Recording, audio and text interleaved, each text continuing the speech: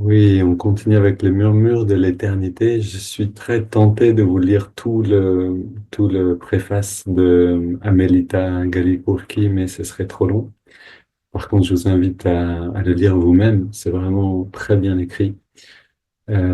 Et ça témoigne de justement le fait que Amelita vivait ces réalités-là. Donc, je répète, Whispers from Eternity, un livre qui n'existe pas encore en français, si je suis bien au courant, mais qui devrait bientôt l'être. En tout cas, ça s'appelle Whispers from Eternity et vous trouvez une version éditée par son disciple Swami Kriyananda que je recommande et le préface de Amelita.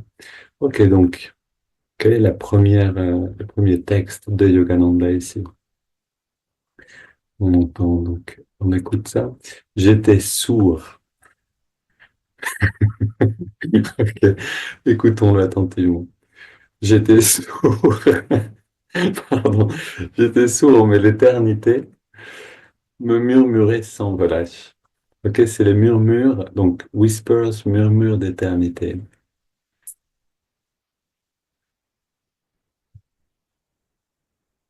La capacité d'écoute de ma sagesse s'est éveillée peu à peu, et j'ai entendu les murmures de l'éternité devenir toujours plus distinctes, en réponse à mes prières sacrées. J'ai demandé à l'éternité, que signifient tes murmures? Les murmures sont devenus plus puissants, jusqu'à ce qu'enfin, comme soudainement, l'éternité me réponde. Écoute la voix, la guidance, Karmi. Pardon. Écoute la voix de la guidance ininterrompue. Je suis l'éternité, le porte-parole de Dieu. J'ai murmuré à travers ton sommeil des âges, c'est-à-dire qui a duré des âges et des âges. J'ai murmuré, éveille-toi. À présent, tu es éveillé. Et mes murmures ne cesseront plus de dire, éveille tous tes frères. Dans les esprits endormis en tout lieu, mes murmures œuvrent sans trêve. Œuvre avec moi, à travers ces murmures vivants et éternels, afin que tous puissent entendre cette voix.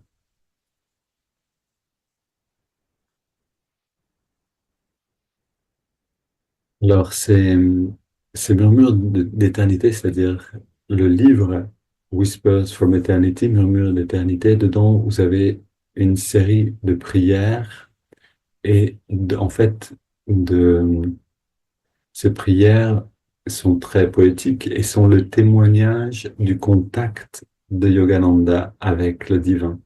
C'est littéralement un dialogue, exactement comme ce qu'on vient de voir ici. Et c'est un dialogue où c'est des prières qui sont toutes le fruit du contact authentique de la conscience, euh, je veux dire du contact authentique avec cette conscience divine, avec cette conscience cosmique, comme l'appelle Yogananda, que là, il appelle l'éternité. Et donc, on va trouver une pépite dans chaque prière, mais plus que ça, on va trouver l'expérience de Yogananda. On va trouver donc Yogananda qui a joué ce rôle pour nous de prendre corps, de s'incarner, de s'identifier à un corps, et puis de retrouver l'expérience divine, de retrouver le contact. Et, et donc, en jouant ce jeu, Yogananda nous ouvre à nouveau un chemin, rentre en contact et témoigne de ce contact. Et il le fait d'une manière très belle, très poétique, à travers ces prières qu'on peut s'approprier, qu'il nous conseille en fait de nous approprier pour rentrer petit à petit dans l'expérience elle-même qui est derrière. Donc c'est vraiment ici que le mot est un pont vers un état de conscience. Les mots, les phrases sont des indicateurs, sont en fait le moyen de rentrer dans une expérience. C'est pas juste de la théorie ou des réflexions. Ça vient d'un contact avec le divin. Donc je reprends le texte ici. J'étais sourd, mais l'éternité murmurait sans relâche. La capacité d'écoute de ma sagesse s'est éveillée peu à peu, et j'ai entendu les murmures de l'éternité devenir toujours plus clairs en réponse à mes prières sacrées.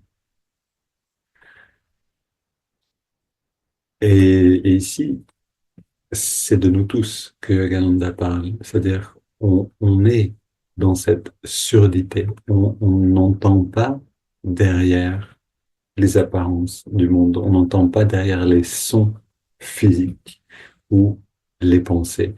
Et justement, on a besoin d'aller petit à petit au-delà.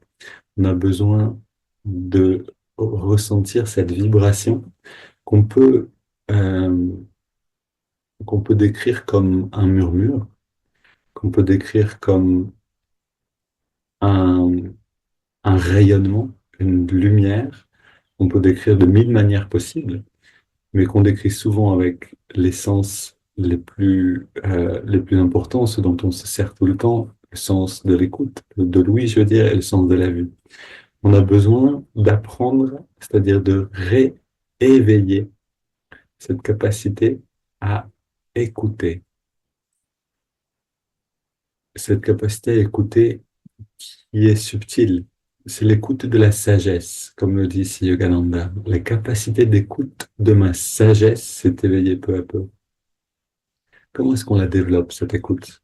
On la développe en méditant, on la développe en pratiquant la présence de Dieu comme on le fait tous les jours, dans les satsangs de midi. On éveille cette capacité en, en écoutant le son du home. Pour ceux qui sont dans le cours en ligne, cette technique en particulier nous amène dans cette subtilité-là, dans cette conscience réceptive. On la réveille en le voulant, principalement. C'est-à-dire que si on prend le temps d'écouter, si on prend le temps de rentrer nous aussi en contact, si on demande, et c'est ce que dit aussi Yogananda ici, j'ai entendu les murmures devenir de plus en plus distincts en réponse à mes prières, en réponse à mes demandes. C'est un dialogue. C'est pas juste que quand on écoute les murmures de l'éternité, ça devient une sorte de monologue sans fin, un monologue divin interminable. Non, heureusement, c'est pas ça. On est en relation. C'est beaucoup plus vivant que juste, vous savez, je parlais avec une amie qui me disait, mais tu parles de pratiquer la présence de Dieu. Pourquoi pas juste pratiquer la présence? Et non, c'est bien plus que ça. On peut être présent à ses cinq sens, mais il y a beaucoup plus que ça. On peut, on peut rentrer dans ce dialogue. C'est quelque chose qui est vivant, exactement comme avec un bon ami. Quand on est avec un bon ami, on ne veut pas juste l'écouter sans fin. On veut aussi lui parler. On veut aussi rentrer dans cette interaction-là. C'est parce que l'interaction est possible et que lui nous écoute et que nous on l'écoute, que ça devient vivant, que ça devient enrichissant, que la joie est présente. C'est pas juste un autocrate qui nous parle, c'est un ami et qui nous écoute également. Donc on a besoin nous-mêmes de réveiller cette capacité à entendre les murmures de l'éternité. Et ces murmures vont devenir de plus en plus clairs en réponse à nos demandes. On a donc besoin à la fois de demander, c'est-à-dire de prier, s'il te plaît, réponds-moi, j'ai telle et telle demande. On a des demandes. On a besoin aussi de se connaître nous-mêmes. On a besoin de savoir quelles sont les demandes qui sont dans notre cœur. Une phrase qui revient souvent, par exemple, dans le travail des constellations, c'est qu'est-ce que tu portes dans ton cœur maintenant? C'est la première phrase. C'est une phrase très importante. Je parle ici des constellations systémiques familiales.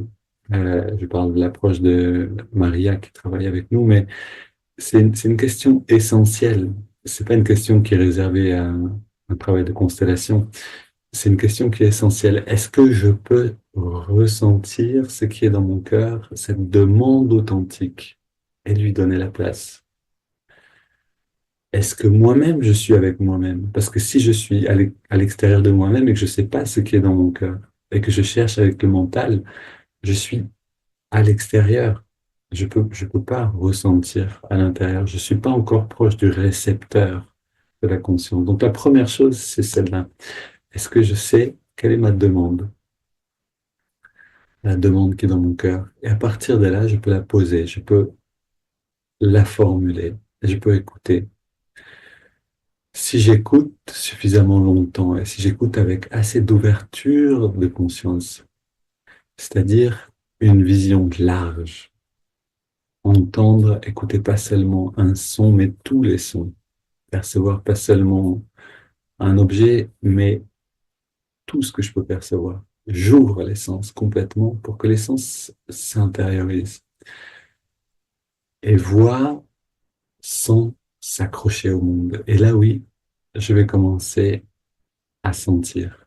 Je vais commencer à sentir que quelque chose me répond et je vais le sentir d'abord dans un sentiment. Maintenant, allons dans la pratique de la méditation qui nous permet justement d'approfondir cet état-là.